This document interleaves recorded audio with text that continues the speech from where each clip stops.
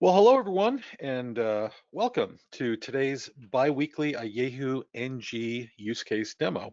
The topic for this session is how to automate remediation of a SolarWinds alert for a downed service. The recent cyber attack on SolarWinds by foreign hackers highlighted how indispensable that software has become to IT environments worldwide. However, despite being so vital, most organizations still don't take full advantage of what SolarWinds can do for their IT operations when combined with enterprise-grade automation. So today's use case demo will show you how easy it is to do just that. If you have any questions during the use case demo, please submit them through your chat client on the GoToWebinar panel, and we'll try answering all of them during the Q&A session right after the demo. Okay, so here is a quick overview of what we'll be seeing on today's demo. You're going to see an IIS service on a Windows server go down, and that in turn will trigger a SolarWinds alert, which will get intercepted by Yahoo. Once Yahoo receives the alert, it immediately begins remediation of the underlying incident that generated that alert. And while that workflow is remediating the incident, it's also opening up a ServiceNow ticket in parallel and documenting every step of the remediation process so it doesn't have to be done manually. And finally, Yahoo communicates with an admin via MS Teams to update them on the status of IIS and whether it's up or down. Okay, with that, let's dive straight into the demo, and Michael, take it away. Thanks, Guy.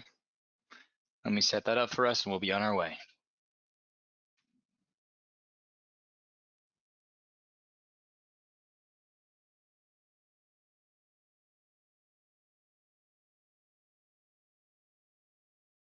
And welcome to another Yahoo NG workflow overview. Today we'll be going over our out-of-the-box integration with SolarWinds. In this case, we'll have a SolarWinds alert that's fired because of a service being down on a remotely monitored node. This will kick off a Yahoo NG workflow that will automatically remediate the issue by restarting IIS. Throughout the process, we'll have good record keeping with ServiceNow. The very end of it, of course, resolving the ticket. And we'll also send a Microsoft Teams message to any channel of your choosing. So to start things off, we'll first go into our remotely monitored node and disable IIS. What we're effectively doing here is forcing SolarWinds to notice there's an issue with IIS and create an alert. Of course, once that alert's created, we'll have our workflow being kicked off. It might take a little while for SolarWinds to pick up on the alert, so let's go ahead and spend that time to go over this workflow. So the first activity here is creating a ServiceNow record. Very simple on the Yahoo NG platform to do this.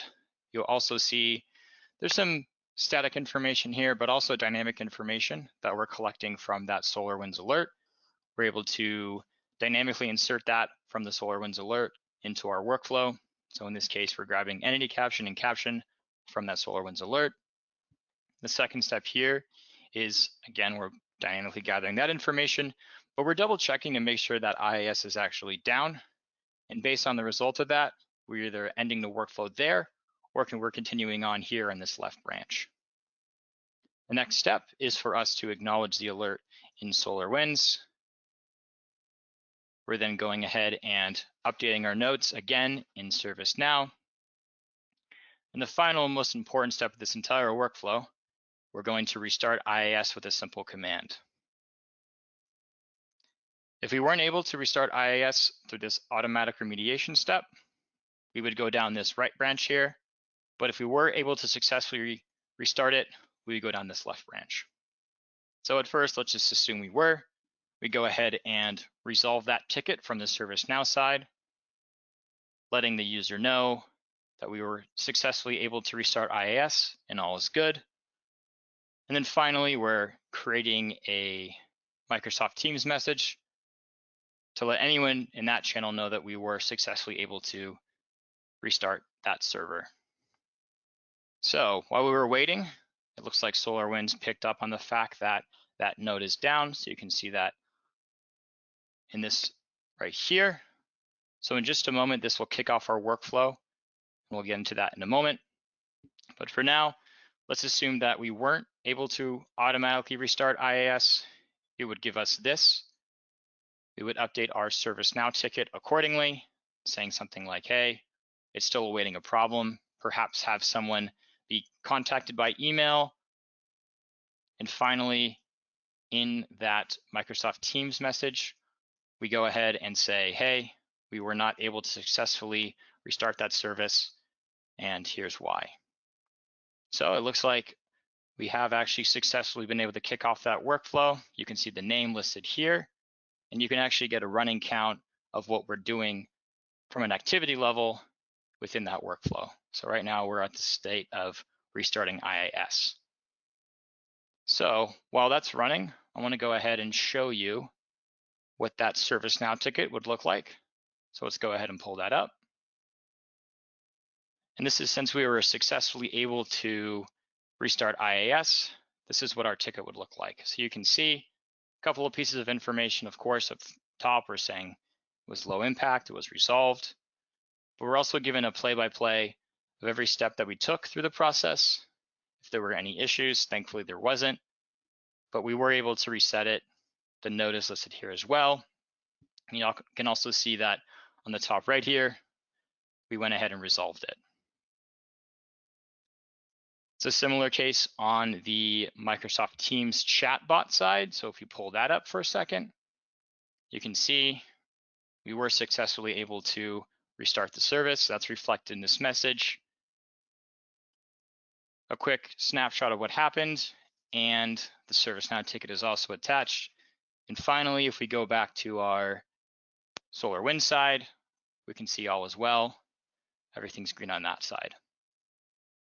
If we also go on to the back end of the audit trail, we can see any workflows that have been executed and a full breakdown of all the steps that were taken. So in this case, this is our workflow that we ran. You can see all the steps here. What's also interesting to note is the information from SolarWinds that was parsed into our workflow can also be referenced here. So if you remember, I mentioned in the workflow, we were referencing things like IP address. This is where it's actually able to pull that from and insert it dynamically into the workflow.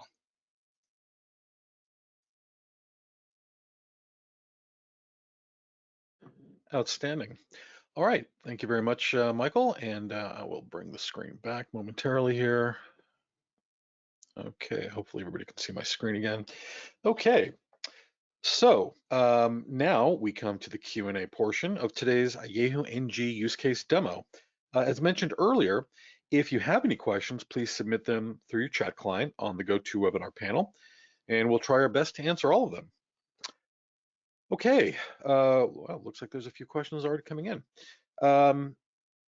Is there any way to keep track of multiple services going down, or is Yahoo limited to just one? Michael? Yeah, I can answer that. So the quick and easy answer is yes. We work with a lot of monitoring platforms, including SolarWinds, of course. Out of the box, you would simply need to add that monitoring program to a module, and then we'd be able to pick up any incoming alerts from that system. Okay. Here's an interesting one. How long does it take from the SolarWinds alert firing to its receipt by a Yahoo NG?